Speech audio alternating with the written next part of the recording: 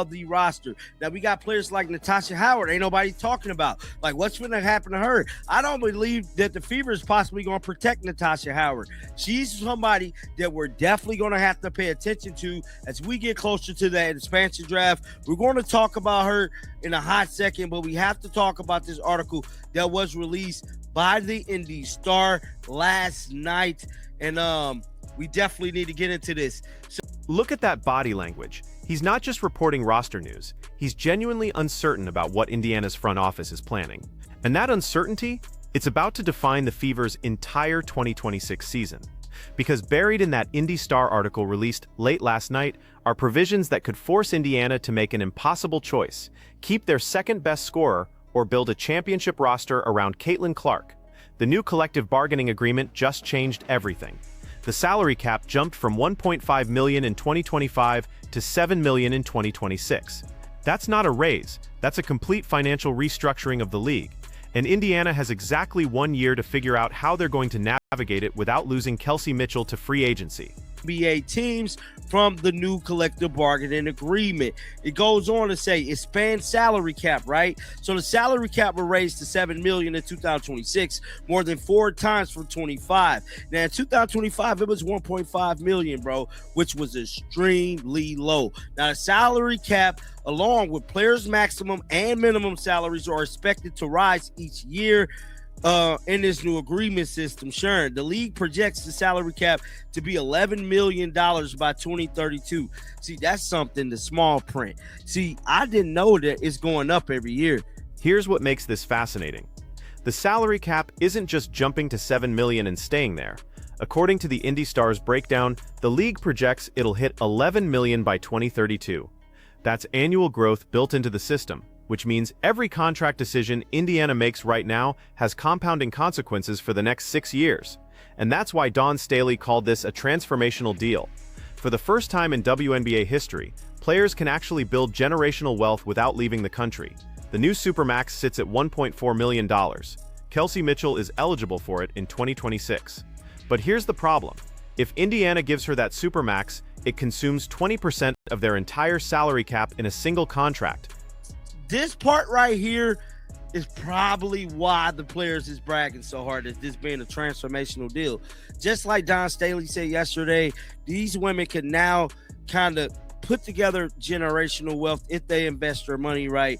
A lot of these ladies probably weren't gonna never see $1 million. Now the new Supermax will be $1.4 million, which we already know. They won't need to dive into that. A lot of people feel like Kelsey Mitchell could be getting that for the Fever. Me personally, if it was me and I was to guess, I don't think nobody's from the Fever finna get that $1.4 million because it's gonna hurt the salary cap too hard. Now, this section right here said the delayed changes to core requirements. Now we're getting to the mechanism that changes everything. Under the previous CBA, teams could core any player regardless of experience, essentially franchise tagging them with a Supermax contract in exchange for exclusive negotiating rights. Indiana used this on Kelsey Mitchell in 2025, giving her $250,000 and buying themselves 1 more year.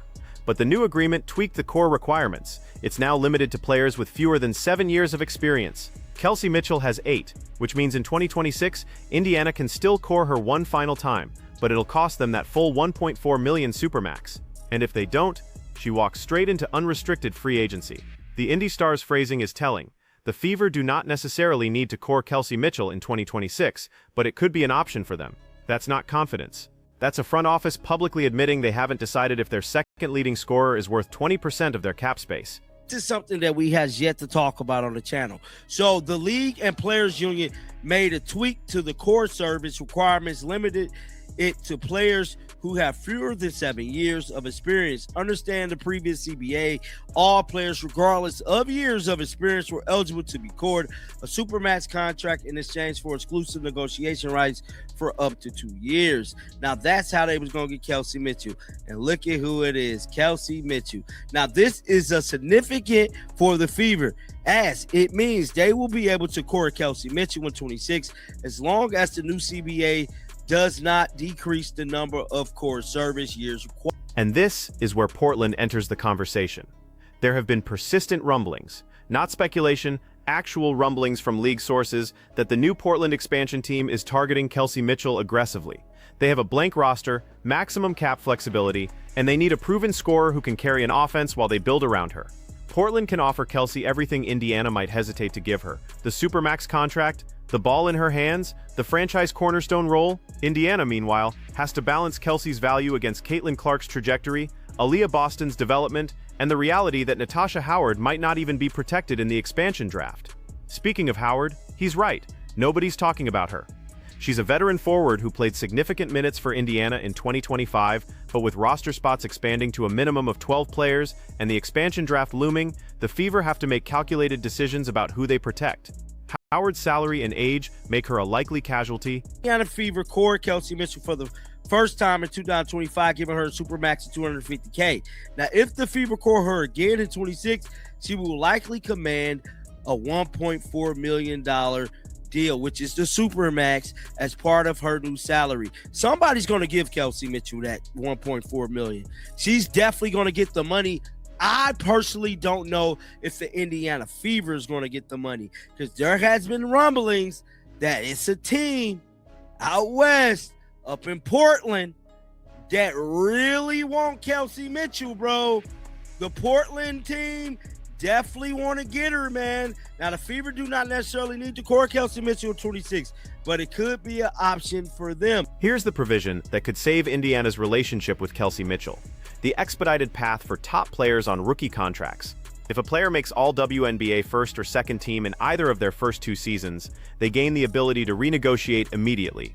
Caitlin Clark made all WNBA first team in her rookie season, which means she's eligible for a massive raise right now, potentially up to $500,000, depending on how Indiana structures it.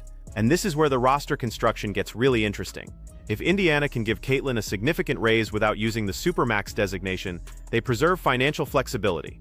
They could theoretically pay Caitlin $500,000, give Kelsey the $1.4 million Supermax through coring, pay Aliyah Boston appropriately as she enters her prime, and still have roughly $4 million left to build a competitive roster around them.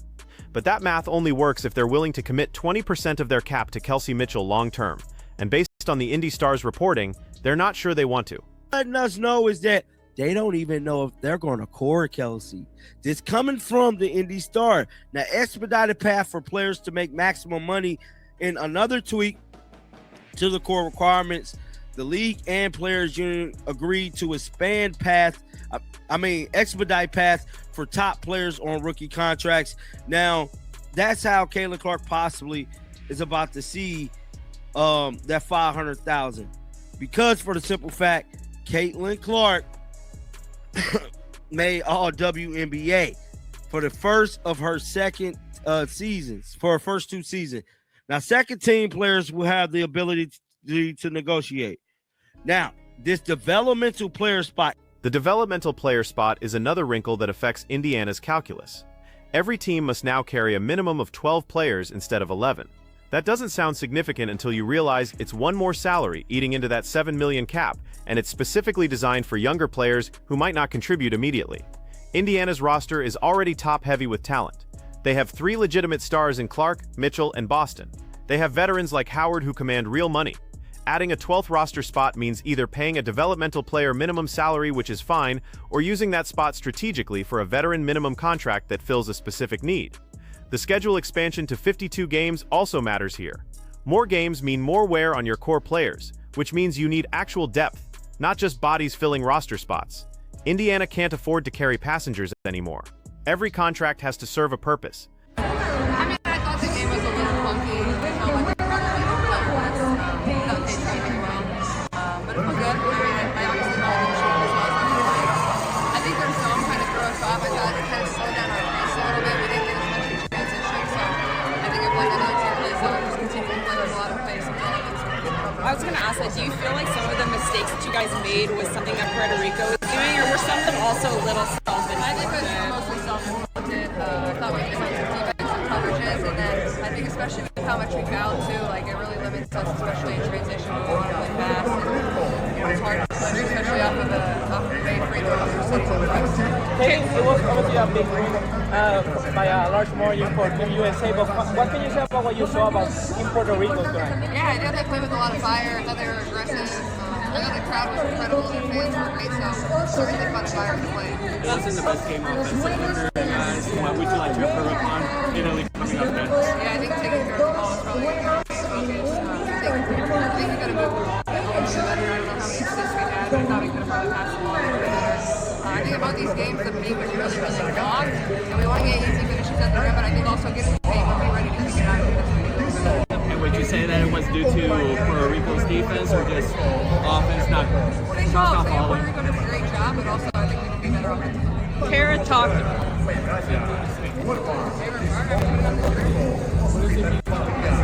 Kara talked about doing different lineups, different rotations to test out that chemistry. Just how did you feel tonight, yesterday, with all those different rotations? It's going to be a work in progress with everybody trying to kind of slow a little bit, especially when we're going 5 in, 5 out. But you got to be flexible. That's kind of what USA basketball is all about. Some games we're going to play less, some games we're going to play as much. You might come off the bench, you might start. So you got to be ready when your number's called. I think everybody's done a good job of that. And we don't even know the starting lineup until we're in the locker room before the game. So you just get ready and play.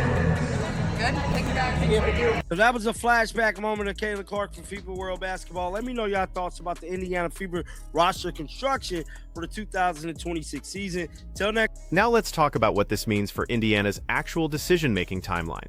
They have until the 2026 season starts to decide on Kelsey Mitchell.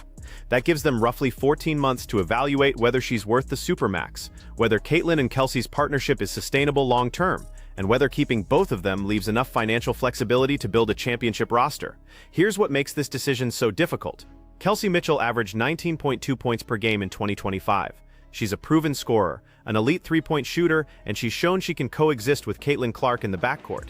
On paper, you keep that player, you pay her, you build around the Clark-Mitchell-Boston core, and figure out everything else later. But basketball isn't played on paper. It's played with cap space, roster construction, and championship windows. And Indiana has to ask themselves a brutal question. Is Kelsey Mitchell a championship-level second option, or is she a very good player who's going to prevent them from acquiring a championship-level second option? Because here's the alternative scenario. Indiana lets Kelsey walk in 2026. They use that $1.4 million in cap space to sign 2 high-quality role players instead of 1 star. They give Caitlin Clark even more offensive responsibility, which she's proven she can handle. They build a deeper, more balanced roster that doesn't rely so heavily on 2 ball-dominant guards. Portland gets Kelsey Mitchell and builds their expansion franchise around her. Indiana gets flexibility and depth. And in 2 years, we're debating whether Indiana made the right choice or fumbled a championship core. The Indy Star article doesn't give us Indiana's answer. It gives us their uncertainty. And that uncertainty tells us everything about where the Fever's front office is right now. They don't know if Kelsey Mitchell is part of their long-term future. They're hoping the next 14 months give them clarity. But here's what we know for certain. The new CBA didn't just raise salaries. It forced teams to make harder decisions with real financial consequences. Indiana can't keep everyone. They can't run it back with the same roster and just pay people more. They have to choose. Caitlin Clark is the franchise. That's not debatable. Aliyah Boston is the future frontcourt anchor. Also not debatable. Kelsey Mitchell is the question mark. And the fact that Indiana's front office is publicly floating the possibility of not coring her tells you they're already considering life without her. Watch what happens over the next year.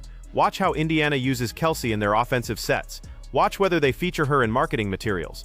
Watch whether they talk about her as a long-term piece or as a valued current contributor. The language matters. The positioning matters. Because if Portland is serious about pursuing her, and all indications suggest they are, Kelsey Mitchell is going to have a real decision to make. Take slightly less money to stay in Indiana and compete for championships with Caitlin Clark, or take the Supermax in Portland and become the face of an expansion franchise. Most players take the money, especially when the money comes with the ball in their hands and their name on the marquee. Indiana knows this, which is why they're already preparing for the possibility that 2026 is Kelsey Mitchell's last season in a Fever uniform. The new CBA was supposed to solve problems. Better pay, more financial security, clearer paths to max contracts. And it did solve those problems, for the players. But for teams like Indiana, it created new ones. How do you build a championship roster when your 3 best players could consume half your salary cap? How do you maintain depth when role players are getting paid like starters used to? These are the questions Indiana's front office is wrestling with right now. And based on that Indy Star article, they don't have good answers yet. What they have is time. 14 months to figure out if Kelsey Mitchell is worth $1.4 million and 20% of their cap space. So here's the question for you.